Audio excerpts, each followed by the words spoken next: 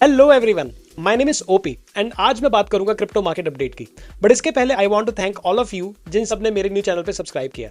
But as per stats अभी तक 80% से ऊपर लोगों ने सब्सक्राइब नहीं किया जिन्होंने एक बार भी वीडियो देखी है। तो सबसे पहले सब्सक्राइब कीजिए चैनल को, बेल आइकन दबा दीजिए एंड लाइक कर दीजिए ताकि यूट्यूब के एल्गोरिथम अपने भाई की वीडियो को पुश कर सके एंड मुझे इसी तरह मोटिवेशन मिल सके अच्छा क्वालिटी कंटेंट लाने की। अब आगे बढ़ते हैं एनालिसिस की तरफ।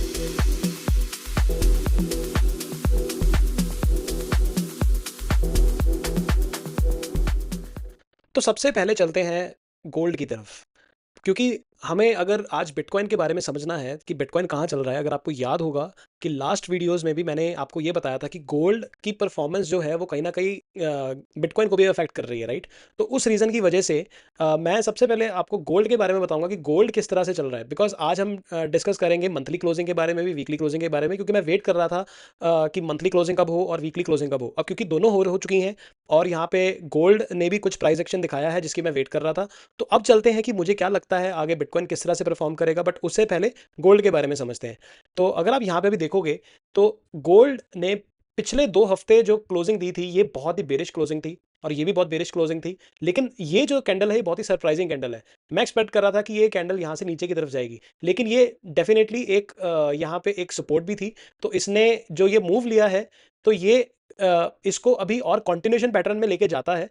लेकिन अगर मैं यहाँ पे सिंपली इन ट्रेंड लाइंस को देखूं, राइट, इन ट्रेंड लाइंस के अकॉर्डिंगली अगर ये ऊपर जाता है, कितना ऊपर जाता है अभी नहीं पता है, लेकिन आप अगर इसको जूम आउट करोगे, एक बार जूम आउट करके देखोगे और इसको अगर हाइड करोगे, आपको ये पता चलेगा ये बहुत ज्यादा ओवरबॉट है, ये बहुत ज्यादा ओवरबॉट है।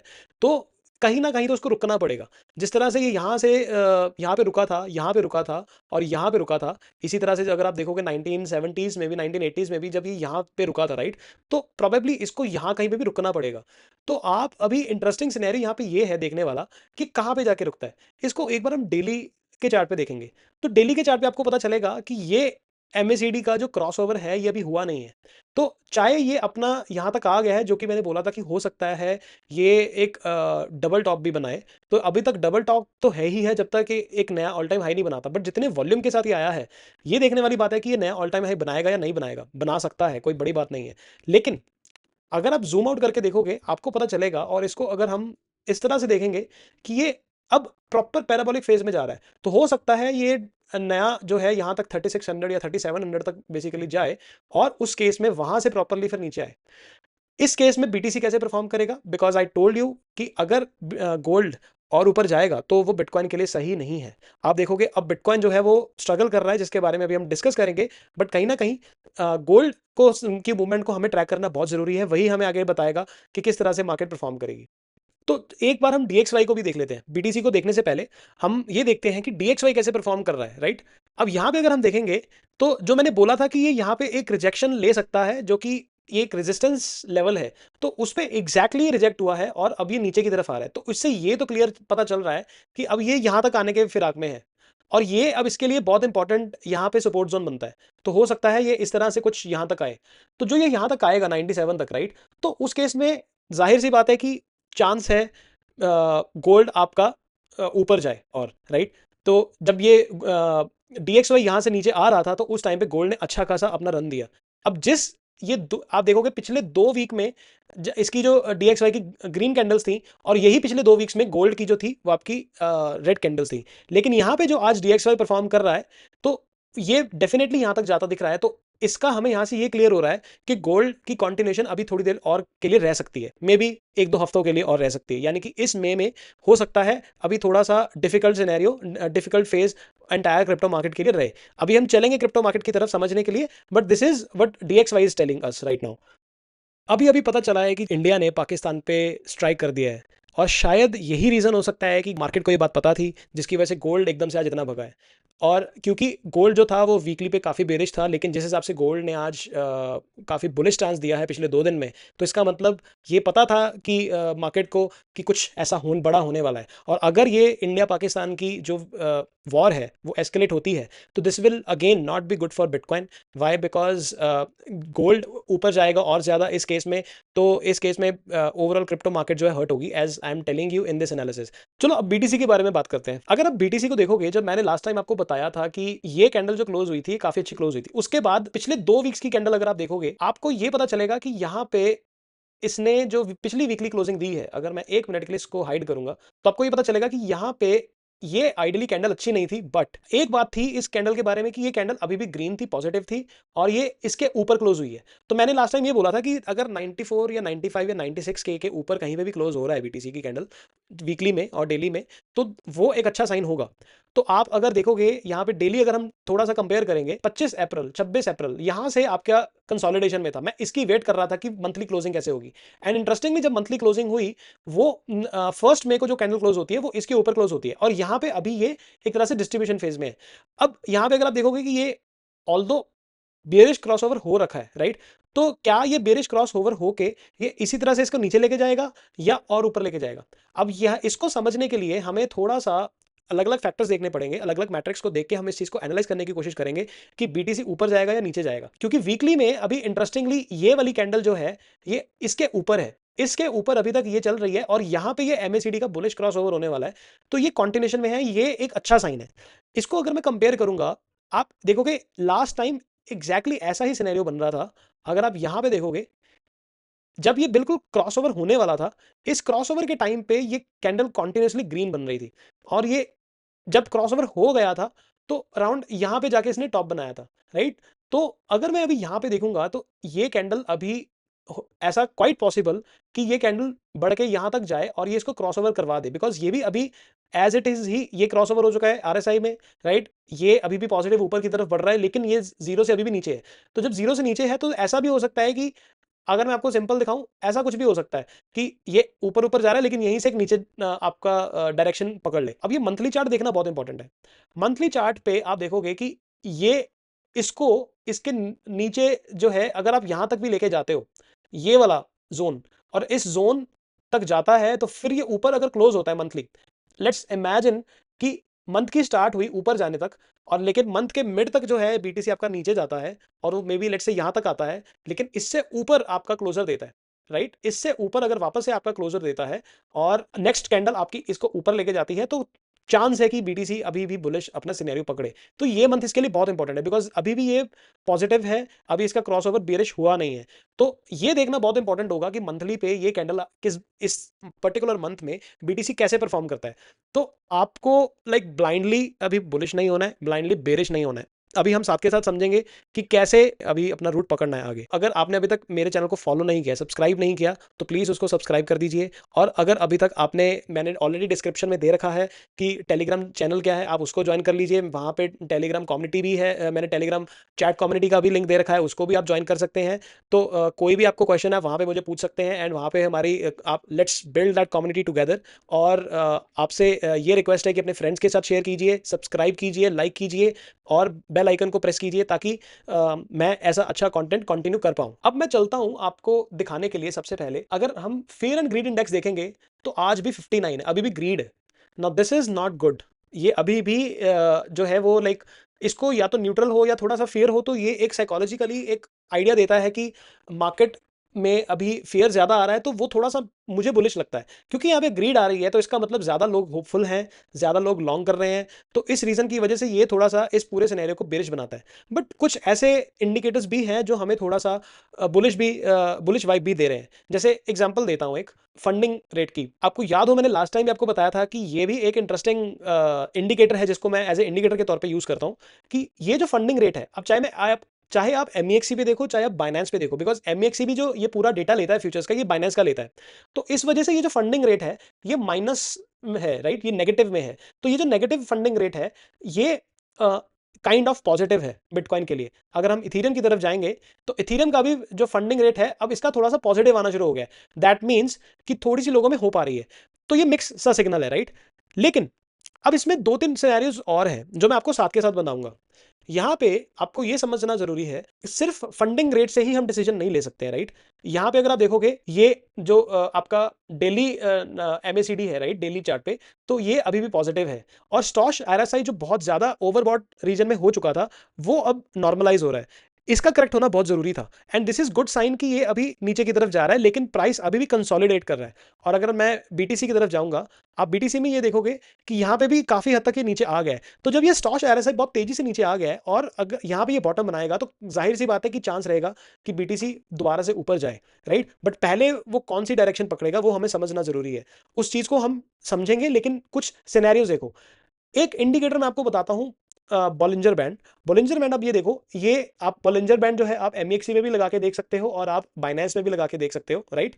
अगर आप यहाँ पे देखोगे बॉलिंजर बैंड इंडिकेटर्स पे अगर आप क्लिक करोगे तो ये बॉलिंजर बैंड है। आपको कुछ नहीं करना, आपको सिर्फ इस पे क्लिक करना है, उससे आपको बॉलिंजर बैंड ये दिखाने लग जाएगा।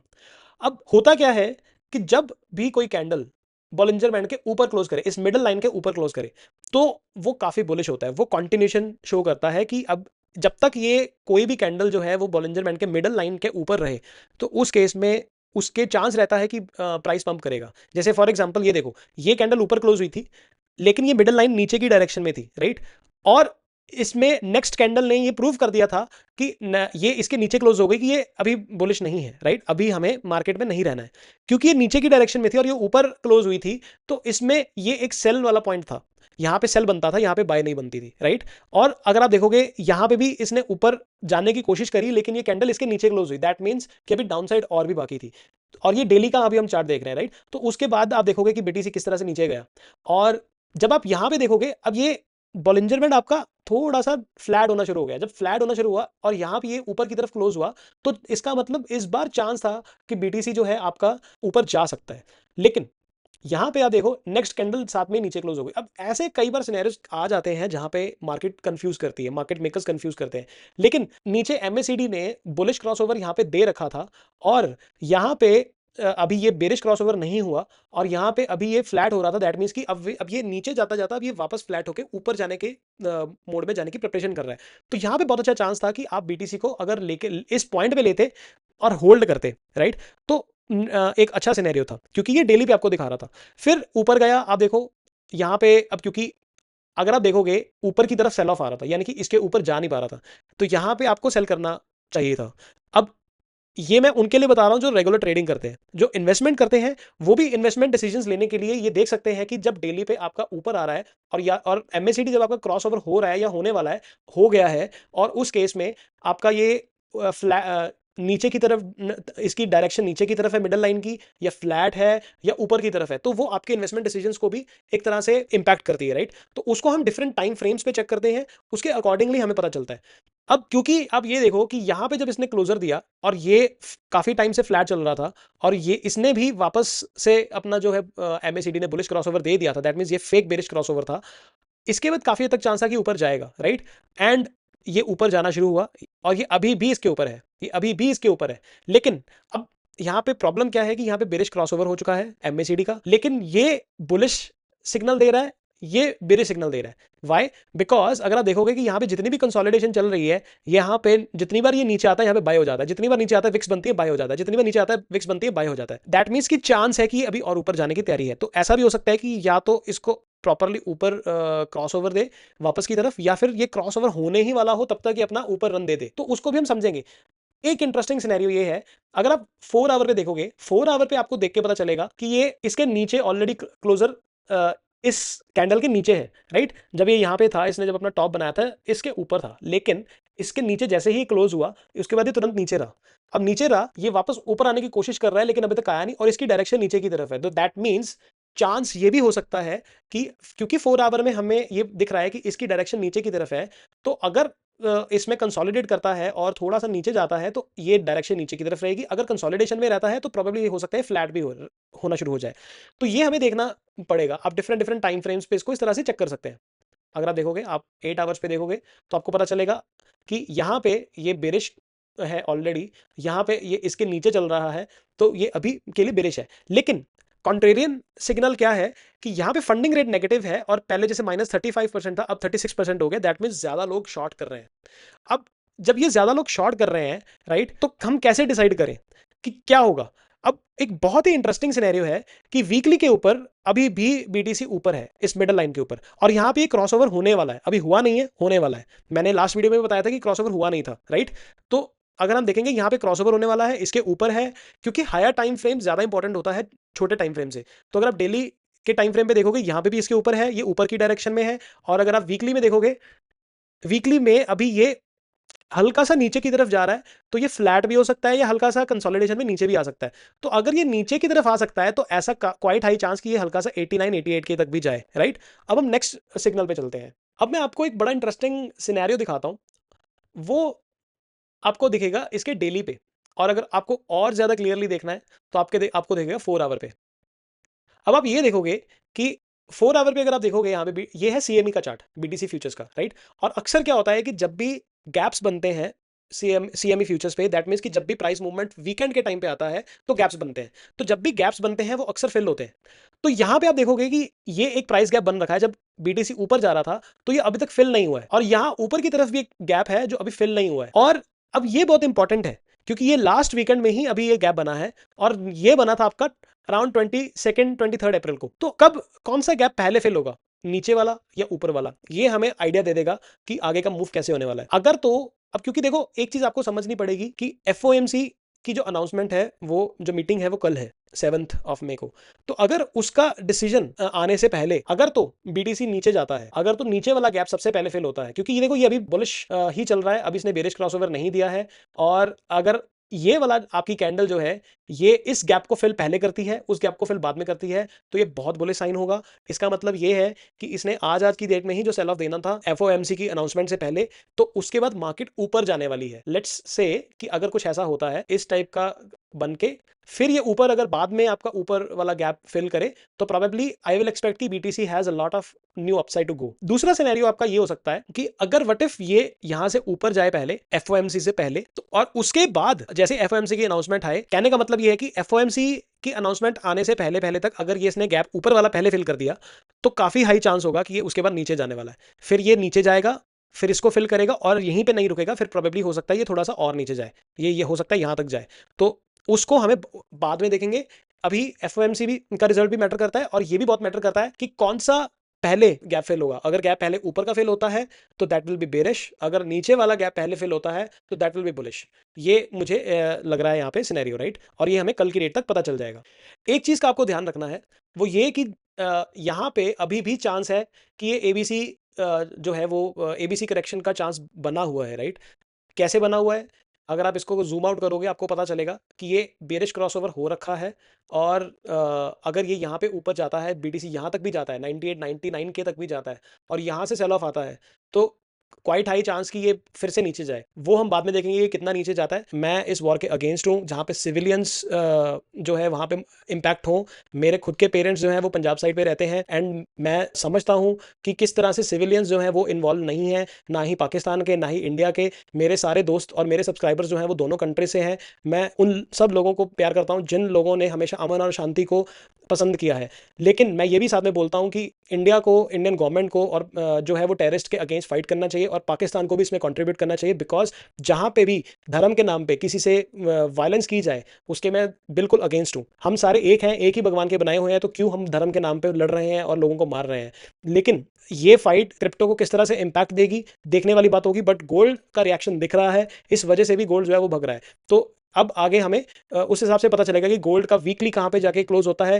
क्या ये वीकली जो है वो कंटिन्यूएशन में रहता है या फिर ये नीचे आएगा। मेरी माने तो गोल्ड का वीकली जो है ऑलरेडी ओवरबॉट है, तो शायद ये हफ्ता या अगला हफ्ता जो है वो थोड़ा सा जो है कहीं ना कहीं पर टॉप बनाएगा, और टॉप बना के गोल्ड जो है वो वापस नीचे आएगा। तो हो सकता है कि इंडिया पाकिस्तान का जो कॉन्फ्लिक्ट है वो ज़्यादा देर ना चले, ऐसा भी हो सकता है। लेकिन जैसे जैसे ये डेवलपमेंट होती चली जाएगी हमें पता चलता चला जाएगा। अब क्योंकि ये इंडिया पाकिस्तान की जो वॉर है, और इधर से अगर गोल्ड तेज़ी से भगता है और इसका अगर इम्पैक्ट हमें स्टॉक मार्केट्स पे भी देखने को मिलता है, तो इस रीज़न की वजह से चांस हो सकता है कि फेडरल रिजर्व यहाँ पे रेट कट करे। और अगर रेट कट होता है तो यस, यहाँ पे चांस हो सकता है कि इसका रिएक्शन हमें लिक्विडिटी की फॉर्म में क्रिप्टो मार्केट्स में और ग्लोबल मार्केट्स में देखने को मिले। लेट्स सी कैसे होता है।